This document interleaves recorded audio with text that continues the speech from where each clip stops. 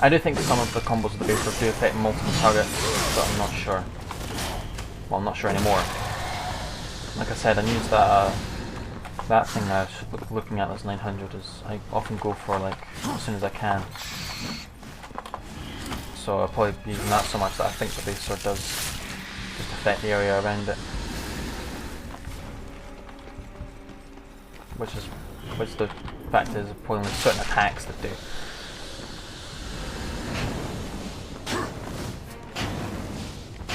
Now, this ancient gate's going to be a bit different. He's locked in place, and he'll explain that to us as you're about to see.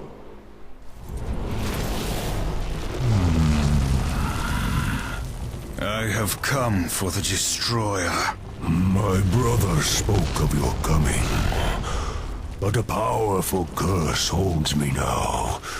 I cannot help you. Any curse can be broken. Yes, perhaps. These servants of the Destroyer walk unseen within the realm of shadow. By their blood we are bound. By their blood shall we be free. I can no longer move within the Shadow Realm. Much of my power has left me. You need not enter it. I will grant you the power to see into the accursed realm for a time. But to what end? What hope have we now against the Destroyer's foul sorcery? Hope will not bring you freedom. Yes.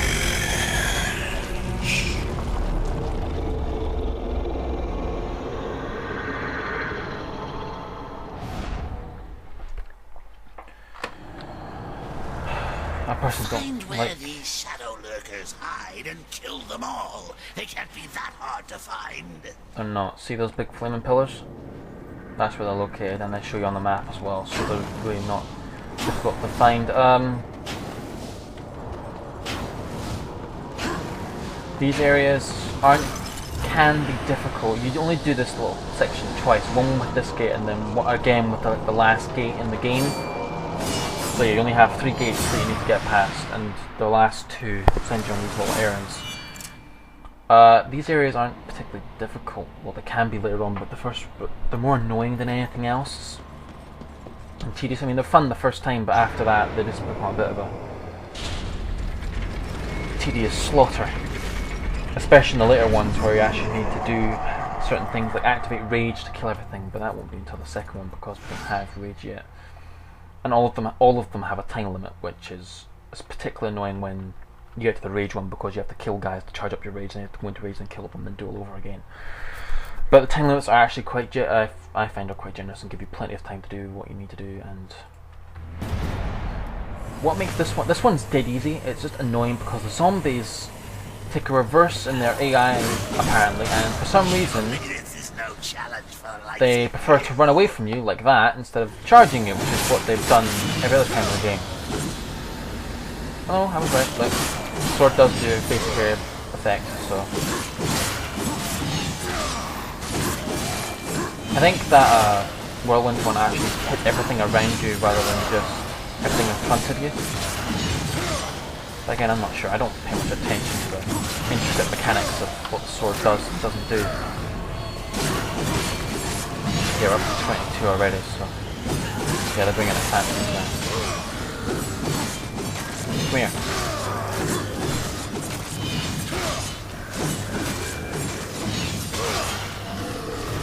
A word of warning, in one of these you actually have to fight like 2 golems at the same time. And in one of them you have to actually also fight 2 of those things that you encounter in the intro that summons all those minions to fight you.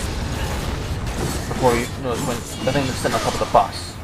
Yeah, that's called a tremor, and no matter what stage of the game you're at, they are trouble.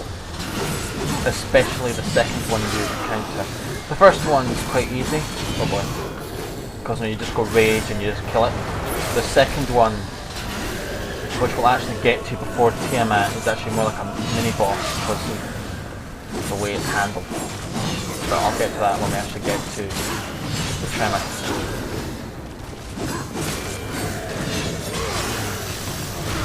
Come here.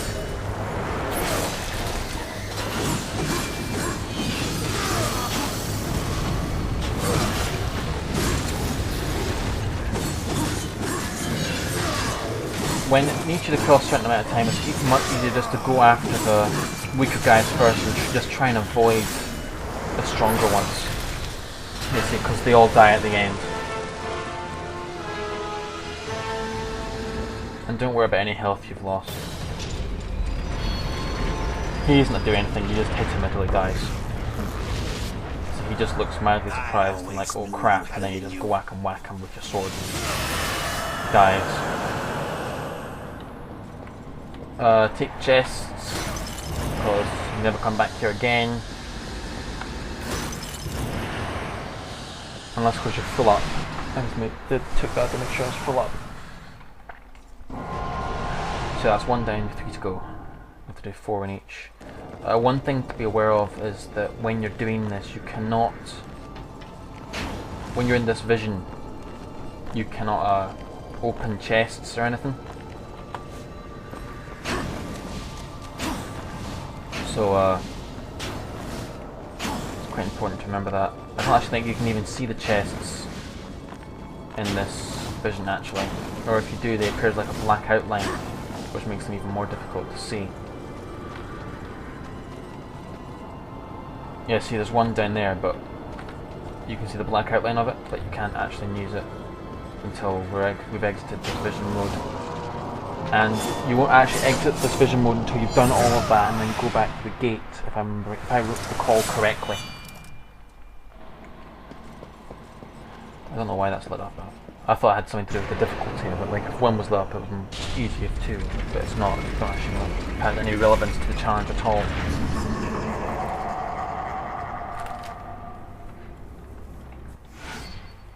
Venomous.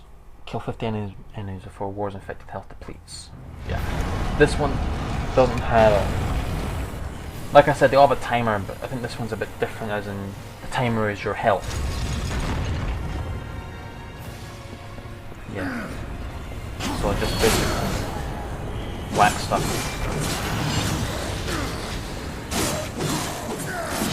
It's also a bit harder because enemies do damage to you as well as it just by itself going down, but as you can see there are health chests, so if it gets really low you can just go off and get one of those. But they don't replenish, so after you use them, make sure you actually need them before you use them. Don't know if that was worth it or not, so that's much better. Yeah, there we go. Right up to 15.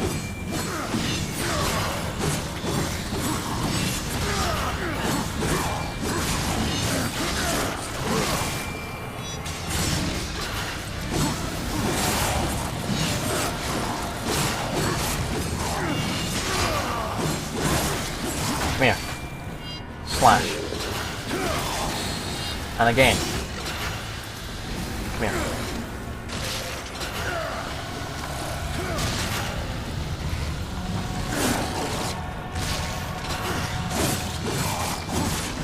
Okay. Come here, doggy. Cool.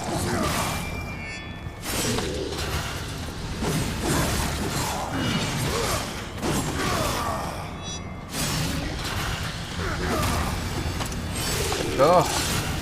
31.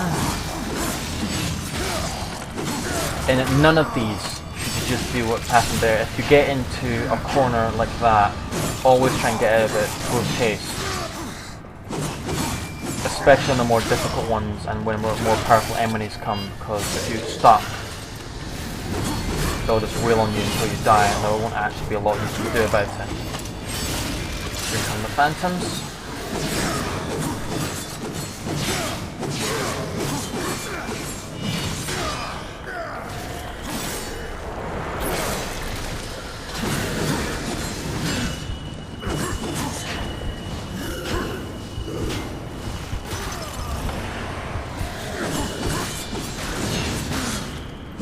health chests will like heal up to like 3 or 4 full health orbs. But anything beyond that, they won't heal it fully. So always make sure you don't like panic kill or anything, because they heal up a lot. I mean, if you never go back to the area, then just take the chest. But if it's a place where you can go back to, or can get back to, then it's better to just leave it, because